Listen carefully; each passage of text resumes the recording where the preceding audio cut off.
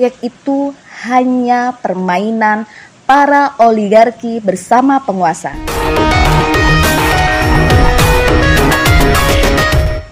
Korupsi.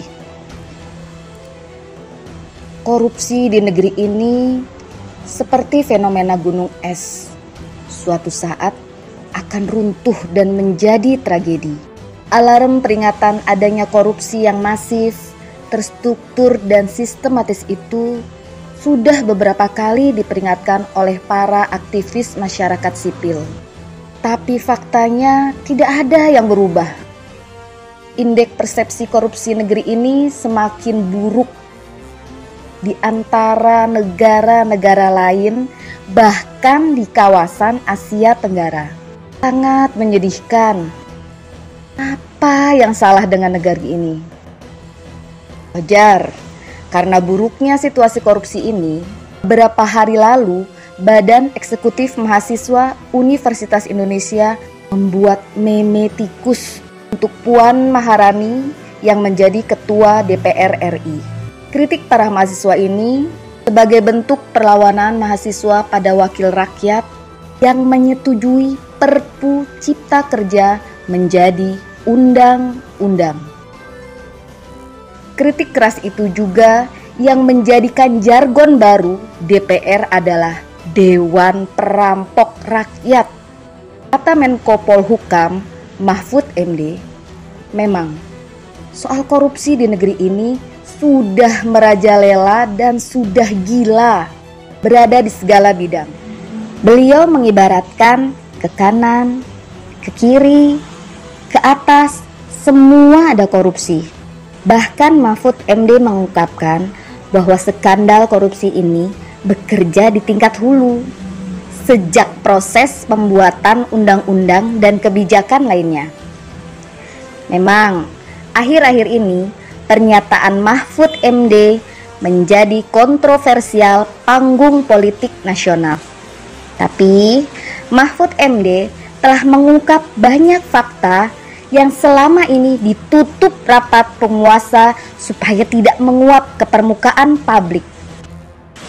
Mulai skandal keuangan gelap 300 triliun rupiah yang sekarang berkembang lagi menjadi 349 triliun rupiah di Direktorat Pajak Kementerian Keuangan.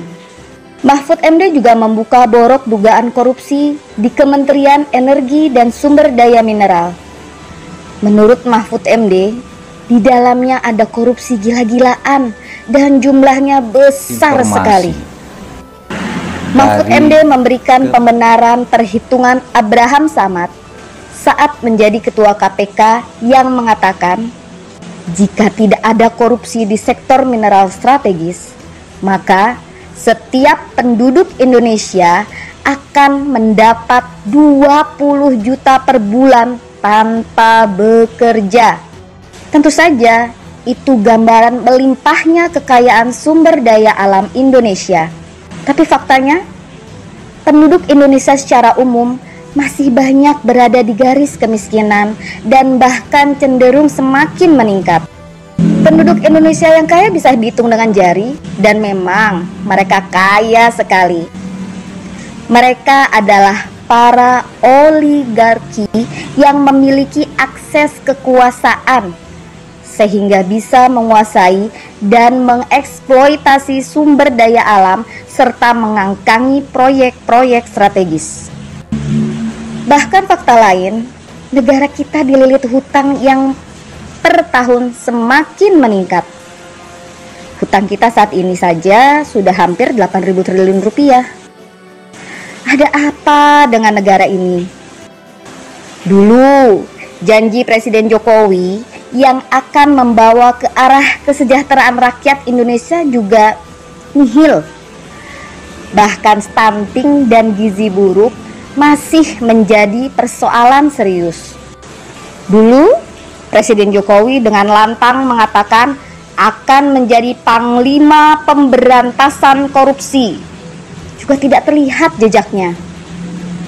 Yang ada justru perlemahan KPK melalui proses undang-undang dan restrukturisasi kepegawaian. Untuk mega skandal keuangan 300 triliun juga tak ada respon apapun dari Presiden Jokowi. Akhirnya, apa betul kebijakan proyek hilirisasi itu akan menguntungkan rakyat atau hanya sebagian oligarki saja? Ukurannya sederhana. Kalau negara ini masih terus berhutang dan tidak ada insentif 20 juta per bulan pada setiap penduduk, berarti proyek itu hanya permainan para oligarki bersama penguasa. Saatnya mahasiswa melantunkan kembali lagu Perahu Retak dari almarhum Franky Sahilatua. Tanah pertiwi anugerah ilahi, jangan makan sendiri. Baik-baik saja. Oleh karenanya, kita kepalkan tangan kiri kita, kawan-kawan. Kita kepalkan tangan kiri kita. Kita nyanyikan bersama. Kita renungkan bersama lagu Ibu Pertiwi. Sepakat? Yang di belakang boleh. Yang di belakang kepalkan tangan kirinya. Yang di belakang kepalkan tangan kirinya. Kita bersama nyanyikan lagu Ibu Pertiwi. Benarkah kita sedang di ujung Almost Reformation Part 2?